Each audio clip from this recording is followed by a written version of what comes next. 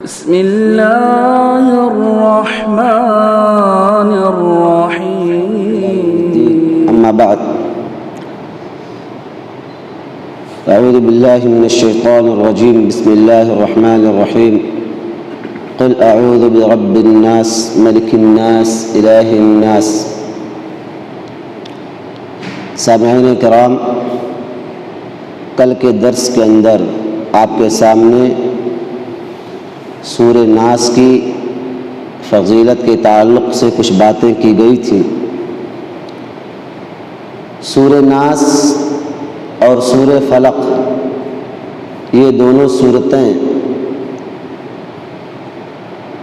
یک بارگی نازل کی گئی ہیں اور دونوں کا فائدہ بھی ایک ہے۔ بیماریوں سے نجات کے لیے، جادو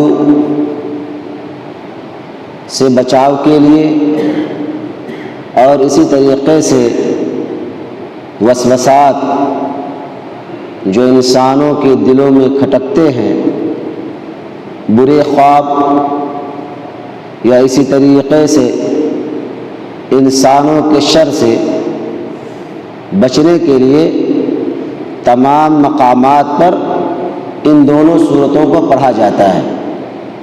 ہر طرح کی بیماری ہو، کوئی بھی تکلیف ہو، ہم اور آپ ان دونوں صورتوں کو پڑھ سکتے ہیں۔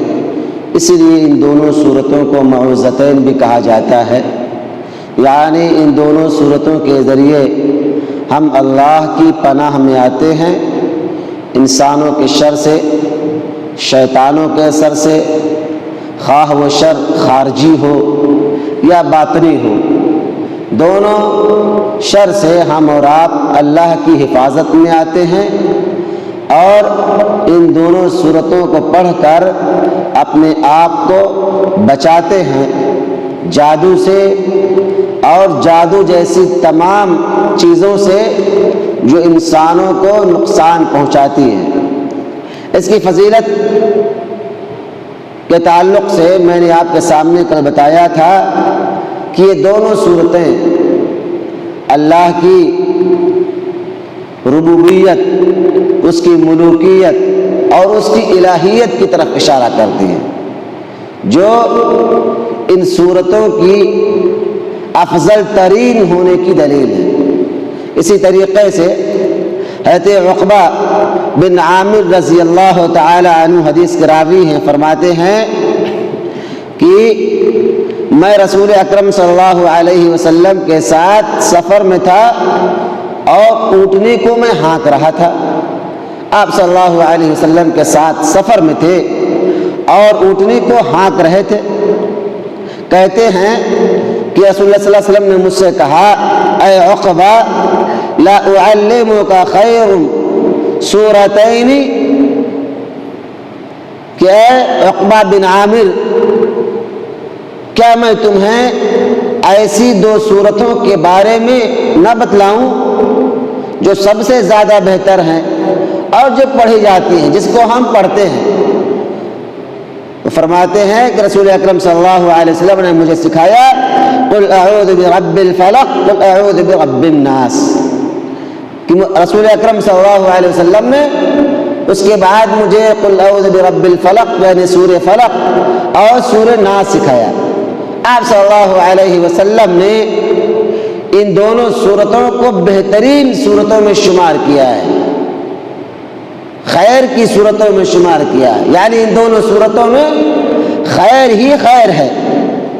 اسی طریقے سے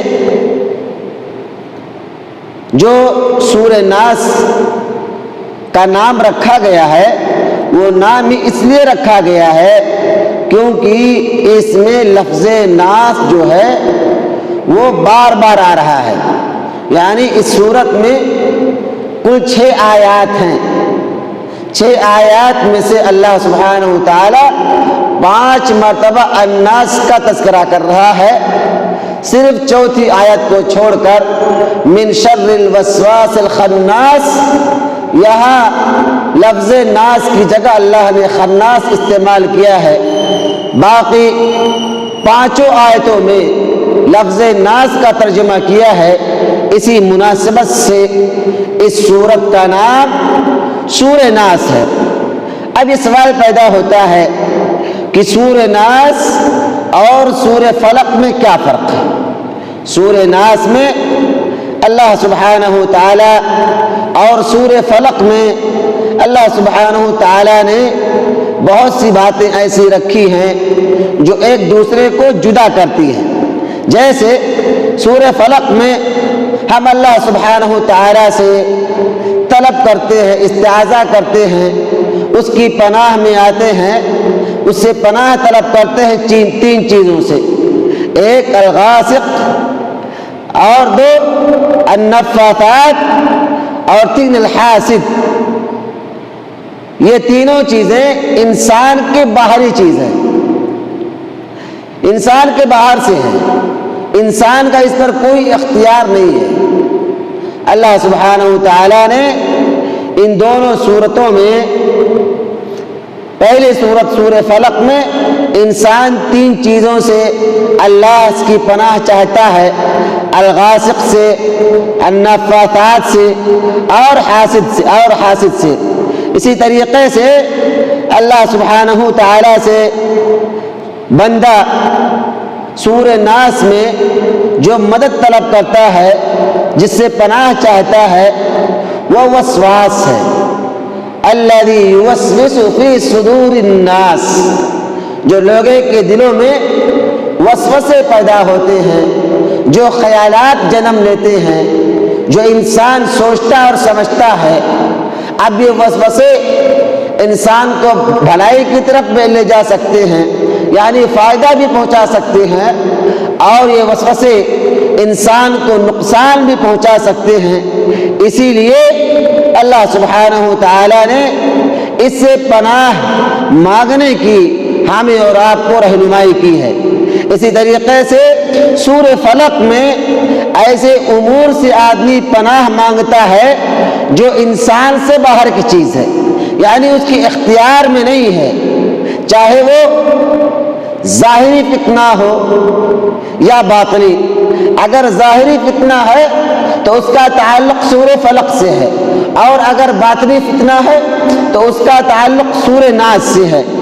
اسی طریقے سے جب فتنہ ظاہری ہو اور پتہ چلے تو اس سے بچنا انسان کے لیے آسان ہو جاتا ہے، اور آدمی اس کے واقع ہونے سے پہلے بچ جاتا ہے، اور آدمی جب اس کا علم اسے ہو جائے تو اپنے آپ کو اس فتنے سے، اس شر سے بچا لیتا ہے۔ اسی طریقے سے جب فتنہ باطنی ہو تو وہ انسان کے بس میں نہیں ہوتا ہے۔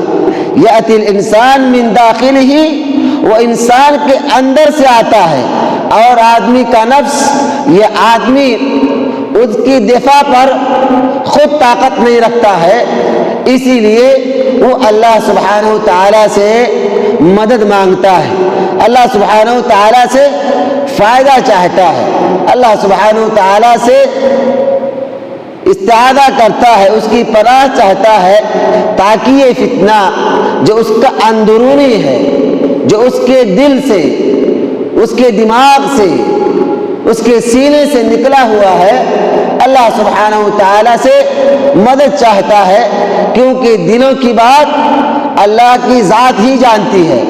انہ علیم بذات الصدور، دلوں میں کیا چل رہا ہے، آدمی کیا سوچ رہا ہے، کیا پلاننگ کر رہا ہے، یہ صرف اللہ سبحانہ تعالی ہی جانتا ہے۔